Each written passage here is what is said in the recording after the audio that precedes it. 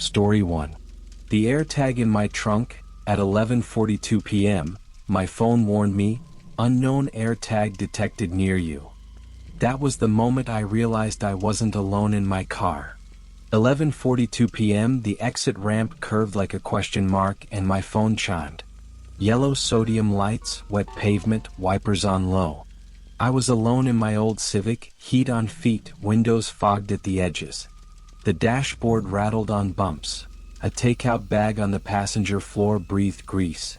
My playlist had run out 20 minutes ago, so the car felt too quiet. I checked the mirrors, nothing but black road and a distant red blink. The wheel vibrated faintly over the rumble strip as I slowed. Then the screen lit my lap, white and cold. An alert bloomed across it like a slap I didn't see coming. Unknown AirTag detected near you. The words were simple and stupid and made my shoulders lock. I tapped with a thumb that felt rubbery. The little circle pulsed, blue ring breathing in and out as if the thing had lungs. Maybe moving with you, it added, cheerful, helpful, useless. I scanned the road again. No car hugging my bumper, no cyclist, no reason. I told myself maybe it's in another car, the algorithm is drunk. But the map snapped to my icon and stuck there like gum. The signal didn't trail behind. It rode with me. I drove another mile with my jaw clenched tight, glancing at the phone like it might vanish if I blinked. The pulsing circle hovered steady. Not fading. Not drifting. Every half minute it refreshed, and every time it told me the same thing, it's still here. My breath fogged the windshield faintly, even with the heat running. I cracked a window for air and heard only the whine of the tires and the hollow sweep of wind. At the next stoplight I braced for relief. Maybe the signal would finally drop, prove it was a glitch. My thumb hovered over play sound, that little option to make the tag chirp. I tapped it. The car went silent, waiting. Then, faint as a mosquito, a chirp answered, inside, not outside. My scalp prickled. I spun in my seat, eyes sweeping the empty back seat, the floor mats. Nothing. But the sound had come from behind me. From the trunk. I took the next exit toward an empty service road, telling myself I'd check under the seats. The map followed, glued to my blue dot, breathing that soft blue pulse. Maybe moving with you. Cheerful. Relentless. I killed the music entirely just to hear the car. The Civic hummed, a tired, steady note I knew by heart. Under it, something metallic ticked when I hit a seam in the asphalt. A light chemical smell rode up from the vents, coolant, cleaner, and made my tongue taste bitter. I clicked the hazards on, signaled to no one, and coasted along the curb. The phone refreshed again. The circle tightened a hair as if it were leaning closer. I tapped directions to AirTag. Gave me. A tiny arrow floated behind the car icon, then jittered, then settled dead center at the rear. I felt my shoulders inch higher, like my neck wanted to hide inside my jacket. It's a tag, not a person. A sticker-sized thread I can peel off. But the trunk seam in the mirror looked too snug, too perfect, like a mouth pressed shut. I eased the brake. The chassis dipped, and something in the back answered with a thin rattle. Once. Twice. Then silence too complete, like the car was holding its breath with me. The phone chimed again, refresh, and the blue ring fattened, hungry. I gripped the wheel and told myself I'd stop under the next light, if the road ever gave me one. A lone streetlight finally appeared, a pale cone over a cracked bus turnout. I pulled in slow, letting the tires thump over gravel like a countdown. Hazards clicked, red ghosts flashing on the wet guardrail. I put the car in park and listened. The engine's idle trembled through the seat. Beyond that, a thin aftersound in the rear panel like a coin settling. I thumbed the phone again and hit play sound. The reply came sharper this time. Chirp, chirp, muffled but near. Heat left my hands. Sweat cooled fast on my neck. I popped the glove box for a flashlight and came up with a dead pen and a takeout fork. Fine. Keys would do. Metal felt cold and greasy in my palm. I stepped out into air that smelled like diesel and damp leaves, and the night pushed close. I circled to the back, boots crunching grit. The trunk's paint held fingerprints from months of winter, half moons near the latch. A gust moved through the turnout and didn't touch the trees. I pressed the key button. The latch didn't pop, just a dull electric clack. Again. Clack. The third try grabbed and the lid lifted an inch, heavy with gas struts. I froze. From inside, something slid a short distance and stopped. Not a roll. Not a tumble. A drag like weight shifting in deliberate inches. My throat went dry enough to rasp when I swallowed. I lifted the lid higher, slow, letting the dome light spill a weak yellow. The smell hit first, rubber, old coffee, and a sweet note I couldn't place. I braced one hand on the carpeted lip, leaned in, and felt the whole car give a tiny, patient shiver. Behind me, my phone chimed, refresh.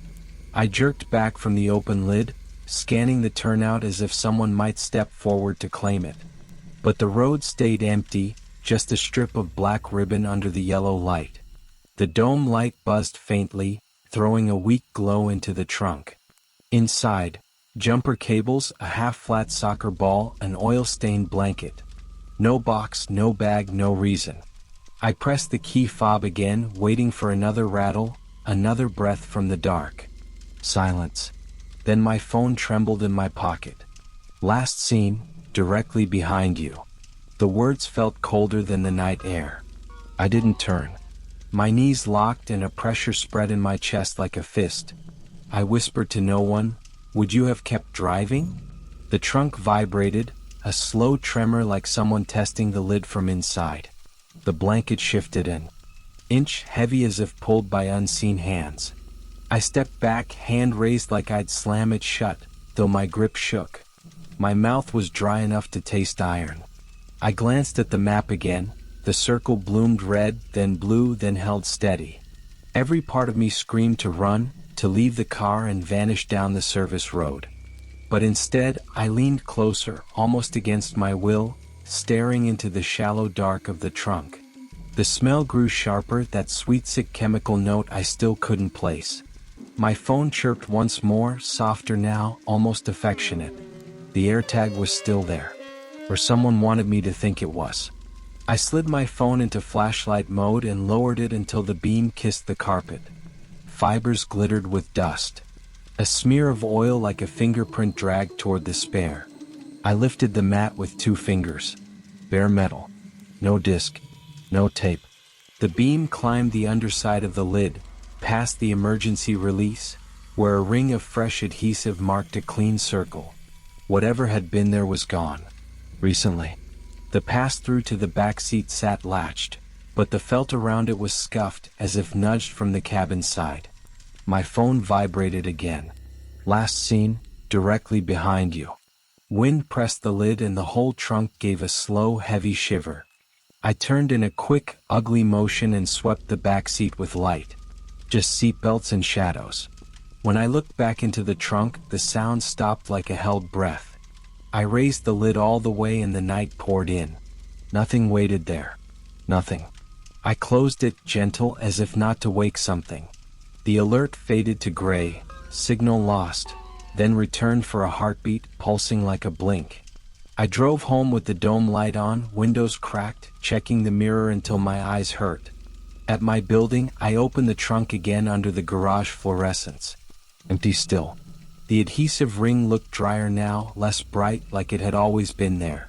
Since that night, the app pings sometimes at 11:42 p.m., even when my car is off. I keep the back seat folded down so I can see into the trunk while I drive. I sleep with my keys on the nightstand and my shoes by the door.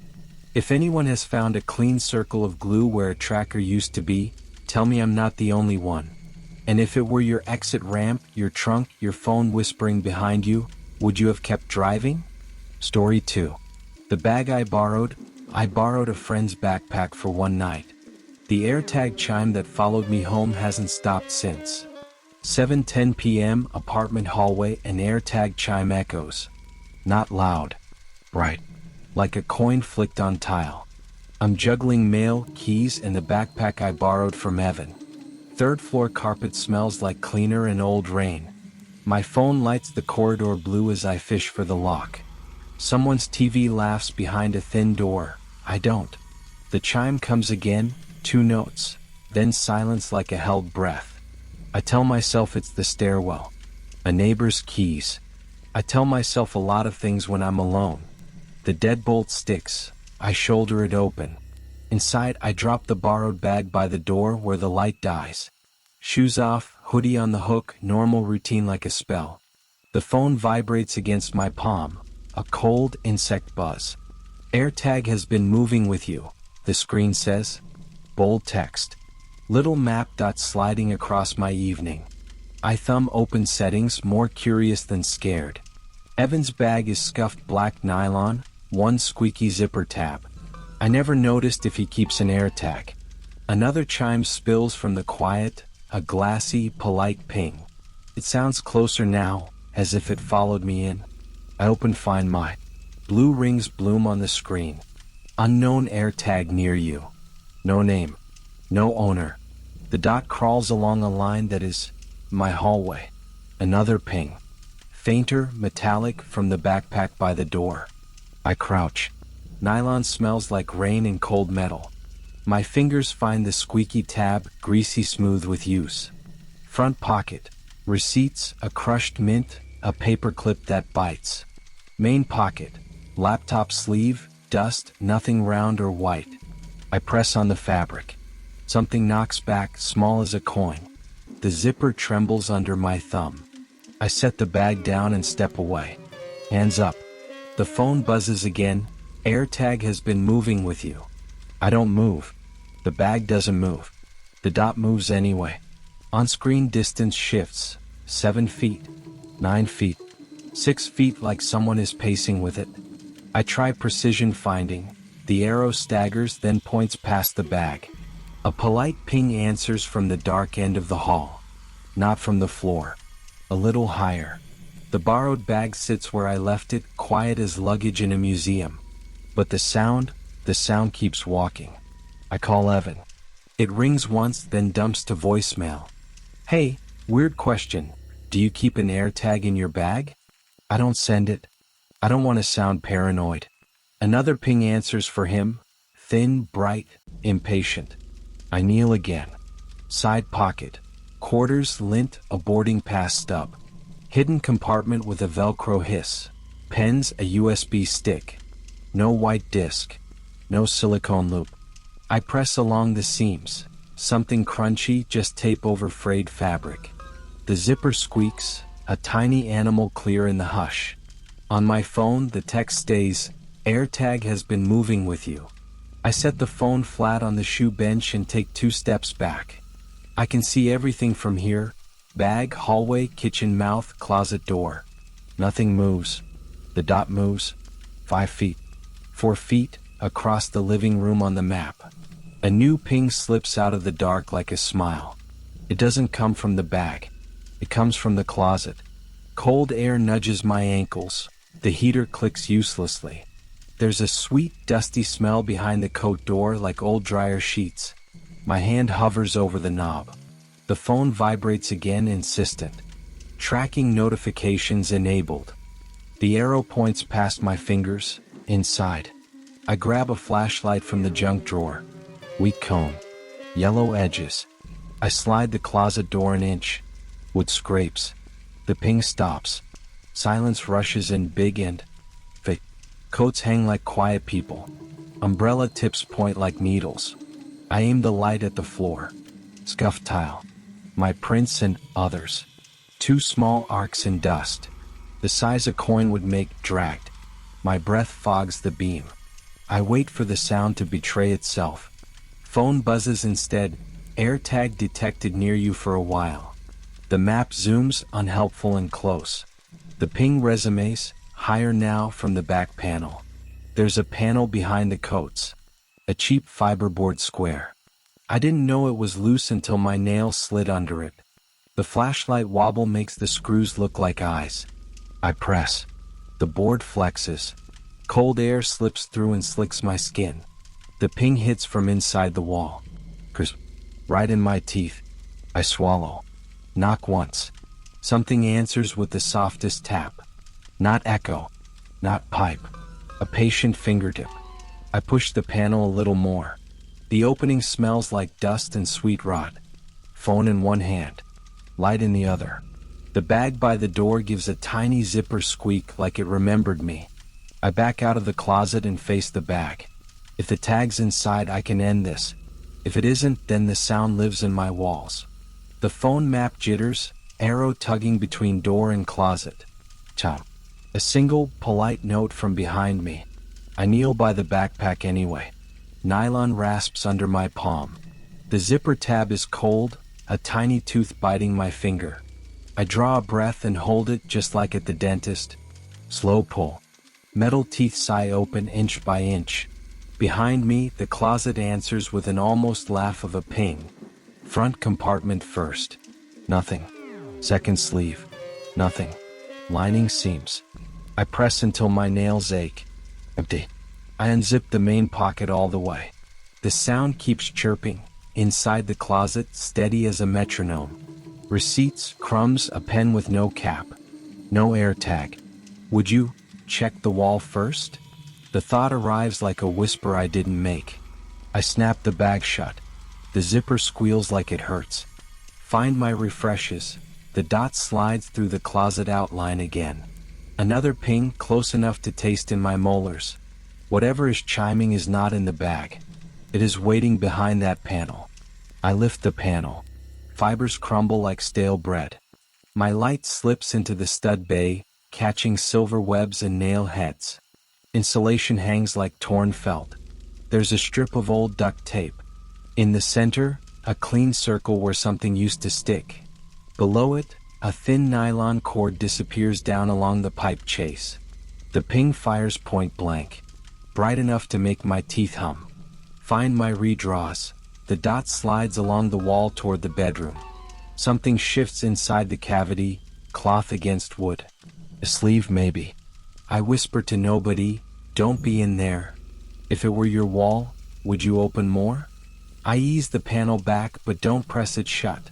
The chime answers from farther down, 2 notes, by the bedroom door. My screen updates, AIRTAG last seen near bedroom. A colder draft slips under that door, straight at my ankles. The bag by the entry stirs. The zipper tab ticks once against metal. I lock the deadbolt. I lock it again. I stand very still. The phone vibrates in my palm, patient as breathing. Someone moved a tracker through my place, or is still moving it. I'm not sleeping in there tonight. I'm not sleeping at all. If this were your apartment, what would you check first? Story 3. Signal in the parking lot, 9:20 p.m. An empty parking lot. My phone said an AIRTAG was moving with me. I set the last bag down and walked the cart to the corral to prove a point to myself. The chirp followed, fainter then stronger, like it was teasing the distance.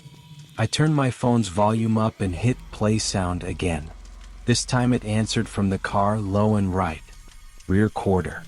I crouched by the wheel well, breath fogging, palm on cold metal. Road grit pressed into my skin. Something oily touched my sleeve. The chirp hopped closer, almost beneath my ear. A draft slid under the bumper and smelled like hot rubber and old pennies. I angled my phone's flashlight. Black plastic. Shadow. Nothing obvious. Then the chirp doubled as if I had woken it up. I shoved the cart harder than I needed and it clanged into the rails. The sound shot across the lot and died too fast. I wiped my fingers on my jeans and lay my shoulder to the tire. My cheek picked up fine dirt. It felt like sugar and ash. The light caught a zip tie end shaved nearly flat. Fresh. Not factory. Not mine. The chirp hit again, clean and bright, from somewhere inside the lip of the wheel well. I slid my hand in and met rubber, screw heads, a cool coin-sized circle. Smooth. Hard. Magnetic bite. I pinched it, and headlights flared across my back like someone had opened a door behind me. I straightened up too fast and the world tilted, phone hot in my hand. 2 rows over, a dark SUV idled with its lights on low. Tinted glass, no front plate, a bug screen on the grill. Its headlights flickered once. The chirp in my ear matched it, perfect sync. Exhaust bled into the cold and carried a sweet, metallic tang. Someone sat very still behind the windshield, more absence than shape. I pressed my thumb over the coin-sized thing half wedged in the liner.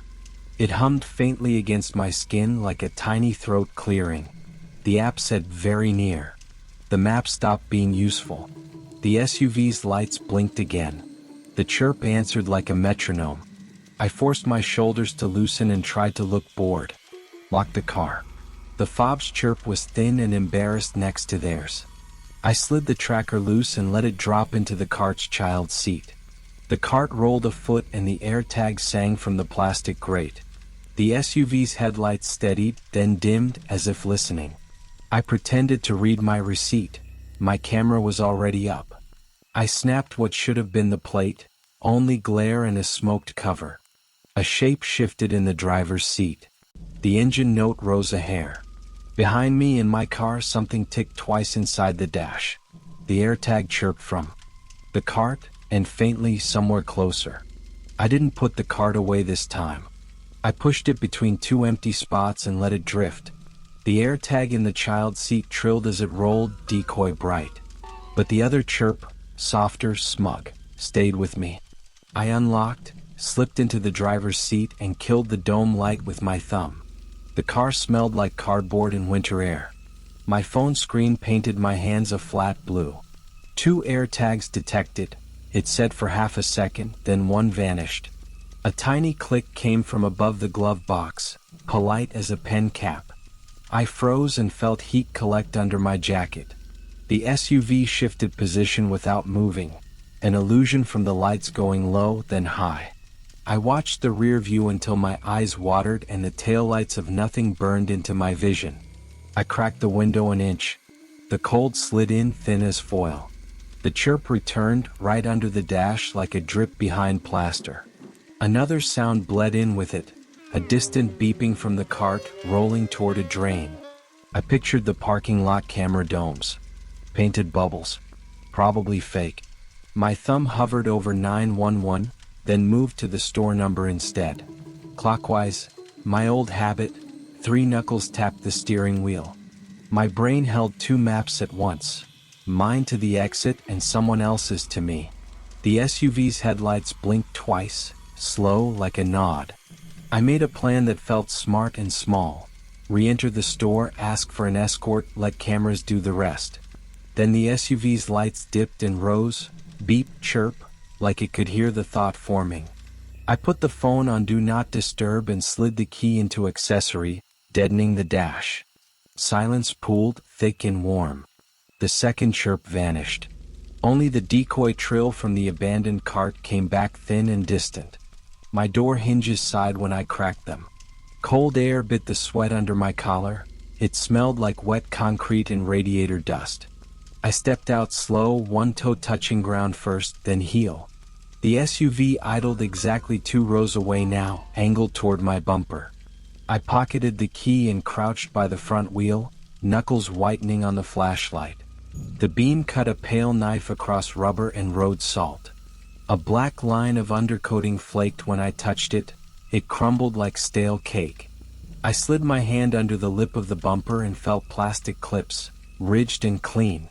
Something smooth kissed my nail and withdrew as if it had a choice. The phone buzzed on my thigh, AIRTAG very near, and the SUV's headlights pulsed once. Beep. Chirp. The rhythm crawled up my spine and set behind my eyes. A fine grit rained from the wheel well onto my cheek, sugar cold. Somewhere back in the cart line, metal rattled, then went quiet as if a hand steadied it. I put both knees on the asphalt and flattened my chest to the ground. The flashlight rolled from my grip and spun a halo under the car. I wormed farther under the bumper, ribs scraping asphalt, and reached up blind. Cold plastic. A bracket. A lip. Then contact. A coin's edge set into tape. It vibrated like a tiny heart, steady under my nail. Above me, metal pinged as if a hand tapped the hood to test it. Headlights snapped off. The lot collapsed into raw dark. The SUV's engine deepened, then bled away in a long, patient glide. I stayed flat and held my breath until the silence felt heavy. My phone pulsed in my pocket, very near. The chirp answered from directly above my face. I thought of the open doors 30 yards away. Right. Safe. Wash. Would you have gone back inside? When I slid out, the SUV was gone like a picture you swipe away.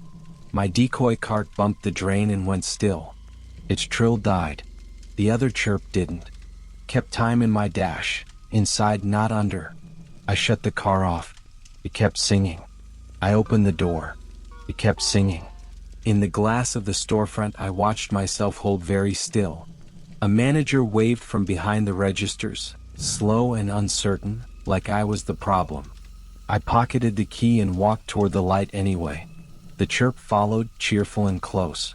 That was 3 weeks ago, and I still check wheel wells by touch before I drive. Some nights, with the phone in another room, I hear a faint ping from the vents. If you were me, if it was your car, your door, would you have gone back inside? Story 4. The AirTag on my keychain. Your own keys should be the safest thing in your home. But at 1:33 a.m., mine rattled on the nightstand, and something inside them chirped back. 1:33 a.m. My bedroom is a rectangle of blue light and old air. The fan ticks like a slow metronome. I'm scrolling nothing, trying to get sleepy. On the nightstand, my keys sit where I dropped them after work. Metal on wood. A familiar little pile. They rattle once. A small, neat jingle that doesn't fit the room. I freeze. The fan keeps ticking. No draft. No movement. Then the keys tremble again, one smooth clink like a test. I tell myself it's vibration from the phone. The phone is face down. Silent. I reach for the keys. The metal feels cool and oily from all-day touch. I hold my breath and wait for the room to settle. The hallway hum from the fridge. The faint city hiss. My nightstand lamp has a loose switch. I flick it. It crackles. Nothing moves. I start to put the keys back, and the whole ring shifts in my palm, a thin jolt like static.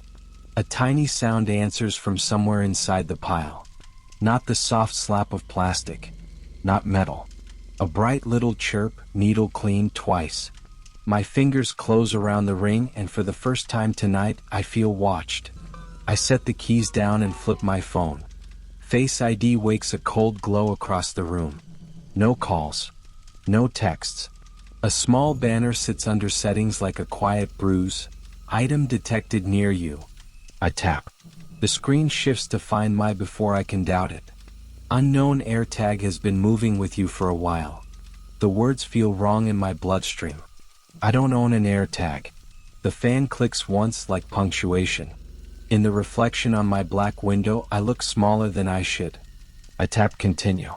With a thumb that won't behave. The app shows a gray circle, blinking like a slow heartbeat. Enable sound. It offers polite, helpful. I hit it. The chirp answers from my nightstand. Not from the dresser. Not from the hallway. Right where my keys sit. I bring the phone closer and the circle tightens. Last seen with you. The words don't move. Something in me does. I slide the lamp brighter and spread the ring on the wood. House key, mailbox key, gym fob. The bottle opener from a work happy hour. Everything I know by touch. But the weight feels different.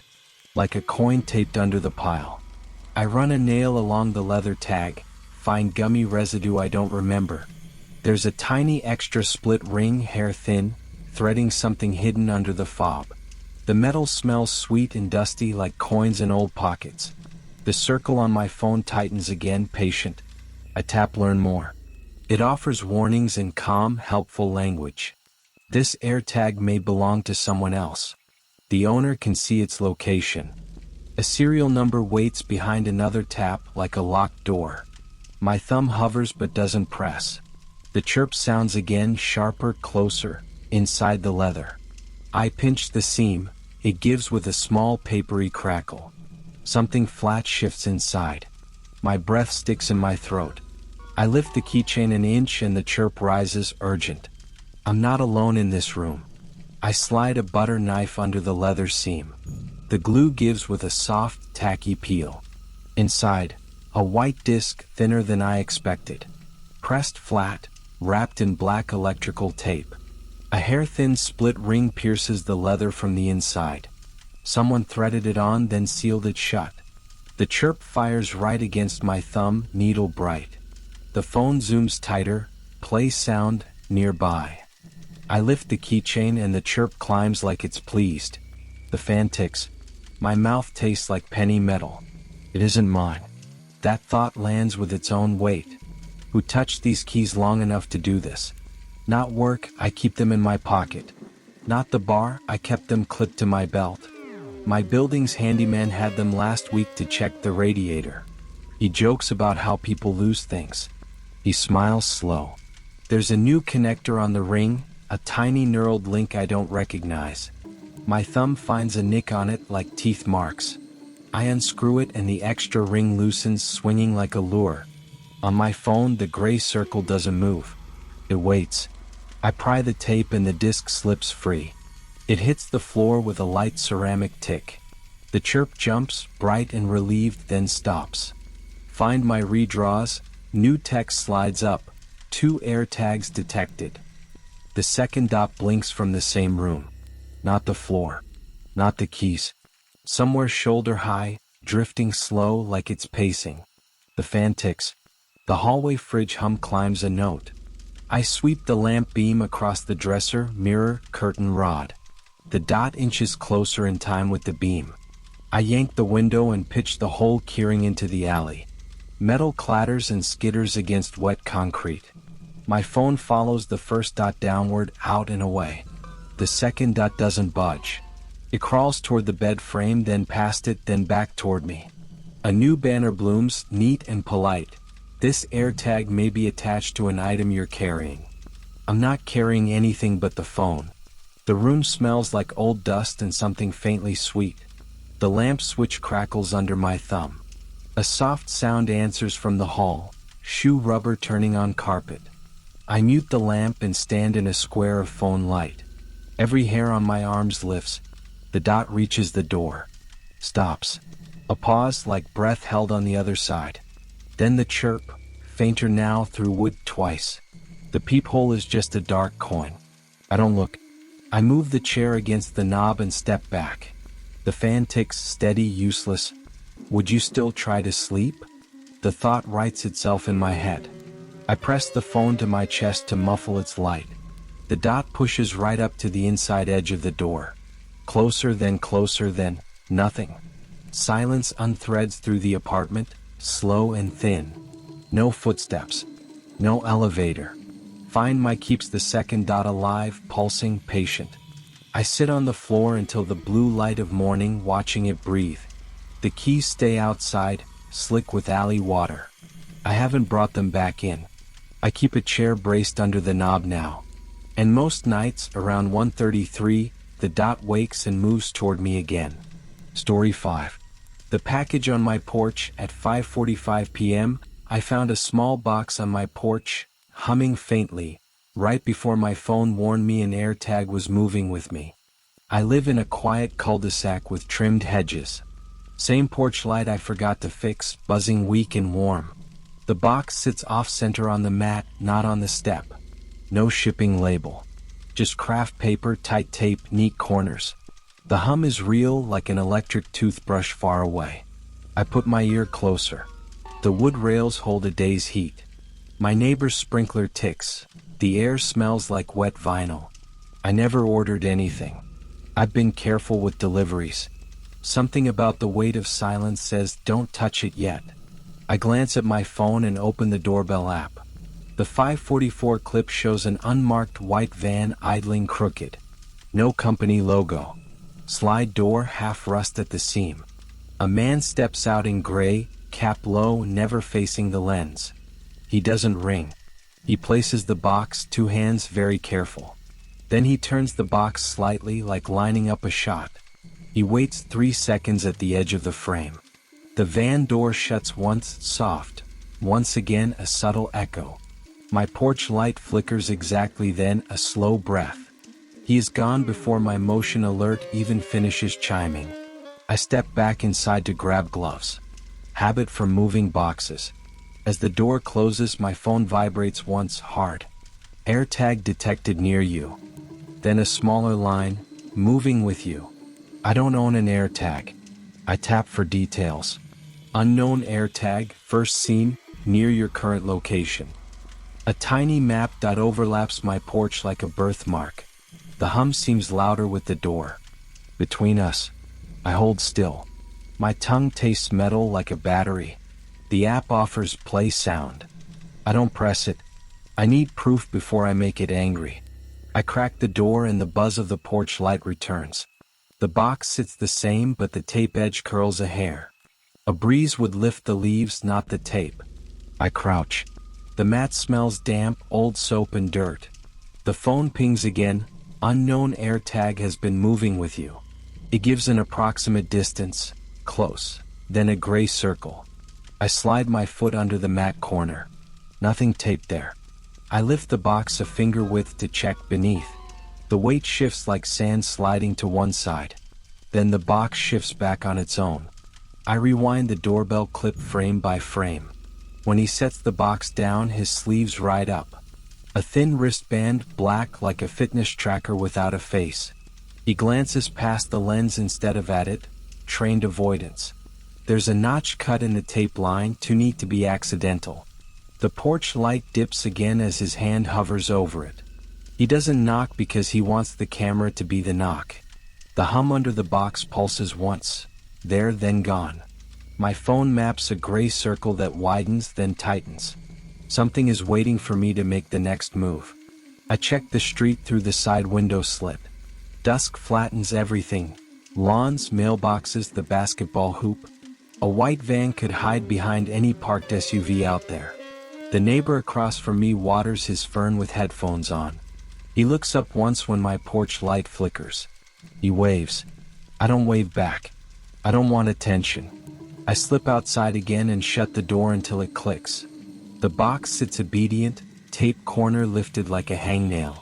I tell myself it's a prank, a dumb tracker easy to disable. Then the phone buzzes in my palm, closer, like it just moved. I fetch a broom and the thin box cutter from the junk drawer. Gloves on. Door propped with my shoe.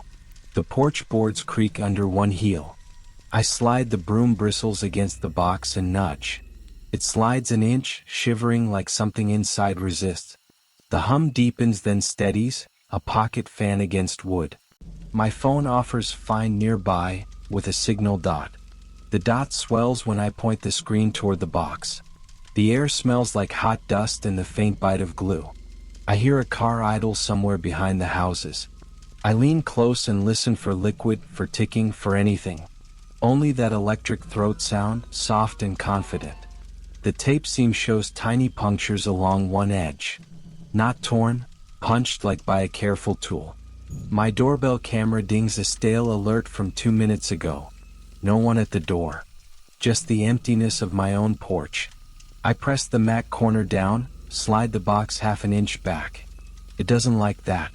The cardboard flexes then settles. The phone screen brightens on its own, distance, very close. I look up. The street has gone one shade darker. I set the broom aside and kneel. Slow. Careful. The box cutter's blade clicks out one notch. I slide it under the lifted tape corner. The hum climbs a half step like it feels the metal. My phone trembles. AirTag detected moving with you. Another line, last seen your front porch. Sweat runs into my gloves. The latex squeaks. I draw the blade along the seam, small, shallow cut. Cardboard fibers sigh, sticky with glue and heat. From somewhere farther down the block, a door shuts once. I peel the cut flap back with 2 fingers. Inside, darkness, bubble wrap, and a tiny blink. Blue-white once every second, the size of a nickel. An AirTag taped to the underside of the lid. No item. No note. Just the tracker and its heartbeat. The app pops a button, disable AirTag. I don't tap it. If I kill it, whoever sent it might come check it. My porch light buzzes like a trapped fly. I whisper, not meaning to, would you Bring it inside? The hum answers with another steady pulse. I tear the rest of the tape in a fast rip. The lid opens. The blinking dot looks up at me. Under the bubble wrap, nothing but a square of double-sided tape.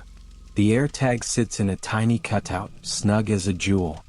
My phone switches to Find Nearby, dot at maximum. The screen paints a direction arrow pointing past my porch. I hold the tracker up. The arrow swings toward the street. And the doorbell cam pings in real time, motion at the curb.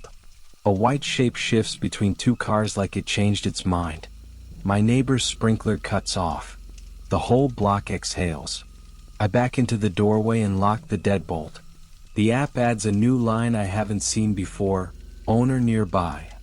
The word nearby glows like a threat I can't hold. I set the AirTag on the hallway table and step away. It keeps blinking. The phone keeps pointing toward my house. My porch light stutters once, twice, then steadies. Somewhere beyond the glass, a soft foot on gravel. I'm typing this from the floor by the interior door. If anyone else has seen this kind of delivery, tell me it ends. And if it were your porch, would you have brought it inside?